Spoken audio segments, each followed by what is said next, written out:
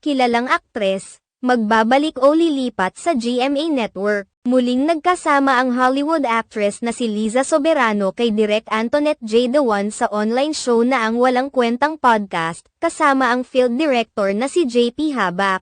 Muling nagkasama ang Hollywood actress na si Liza Soberano kay Direk Antoinette J. Dewan sa online show na Ang Walang Kwentang Podcast, kasama ang field director na si JP Habak. Matatandaan na si Antoinette Jadwan ang direktor ng pelikulang Alone Together na pinagbibidahan noon nina Liza Soberano at Enrique Hill noong 2009.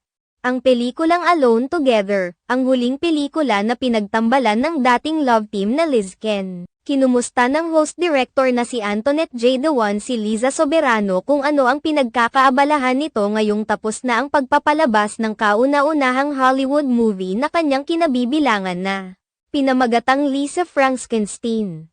Ayon kay Liza Soberano, patuloy siyang nag-audition niya sa mga Hollywood movie at series para abutin ang kanyang pangarap. Naitanong din kay Liza Soberano kung may balak ba siyang gamaya kay Nancy McDonnell na pumirma ng kontrata sa GMA talent agency na Sparkle Artist o kung bukas pa rin ba ito sa pagbabalik sa ABS-CBN. Kaagad naman itong sinagot ni Liza Soberano na since wala pa naman siyang sinushoot na movie ay handa umano siyang pumirma ng kontrata. Subalit, mas nakatuon umano ang kanyang atensyon sa ngayon sa paglipat ng panibagong apartment. Sa ngayon ay may pinaghahandaan din umano siyang Hollywood movie na nakatakda ng i-shoot.